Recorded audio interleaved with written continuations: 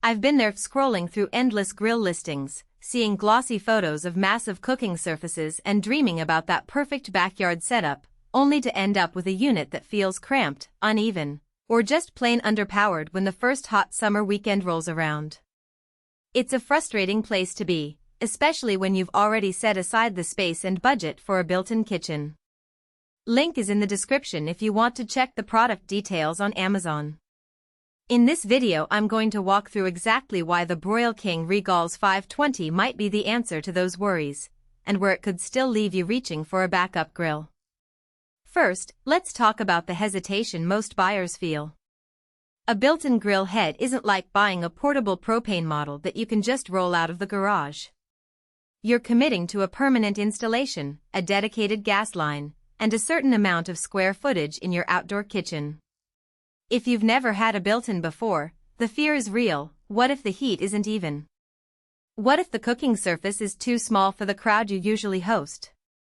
And, of course, there's the question of value. Does the price tag really translate into better food, or am I just paying for a brand name? The Regal's 520 is positioned as a high-end, 5-burner head that promises professional-grade performance.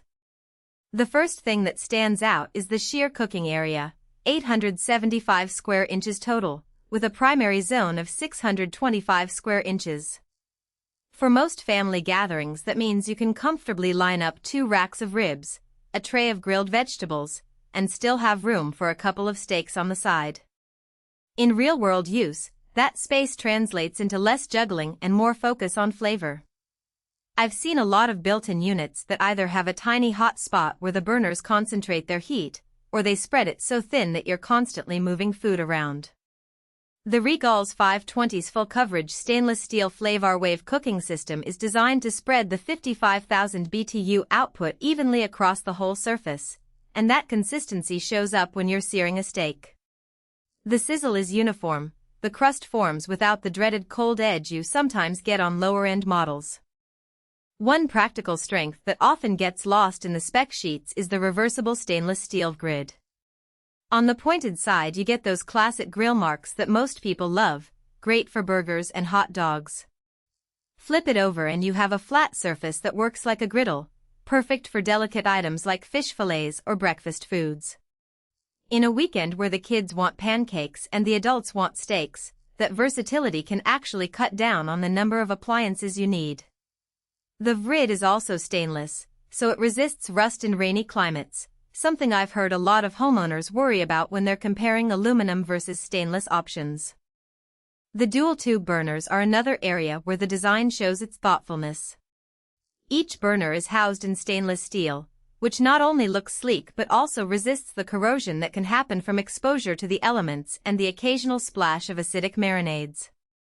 The 55,000 BTU rating sounds impressive on paper, but the real test is how quickly you can get the grill to temperature and how well it holds that heat. In practice, you'll notice the grill hitting the 500-degree mark in under 10 minutes, and once there, it stays stable, a crucial factor when you're doing low and slow cooking like smoking a rack of ribs for 3 hours. The heat retention owes a lot to the stainless steel cookbox with cast aluminum end caps, which act like a thermal battery, keeping the temperature from dropping when you open the lid. That's the difference between a grill that stalls at 300 degrees and one that stays at a steady 350 while you're adding the next batch of chicken wings. Now, let's get honest about the trade-offs. First, the unit is heavy. The stainless steel construction, while great for durability, means you'll need professional assistance to mount it securely. It's not a DIY weekend project unless you've got experience with gas lines and a sturdy countertop that can support the weight. If you're renting or you haven't already laid out a permanent gas line, the additional cost of installation could push the total expense well beyond the sticker price. Second, the grill head doesn't come with a side burner or a rotisserie kit out of the box. Some competitors bundle those in, which can be a deal-breaker if you love cooking whole chickens on a spit or need a dedicated spot for simmering sauces. You can add those accessories later, but that's an extra investment. Who should buy the Regal's 520? If you've already committed to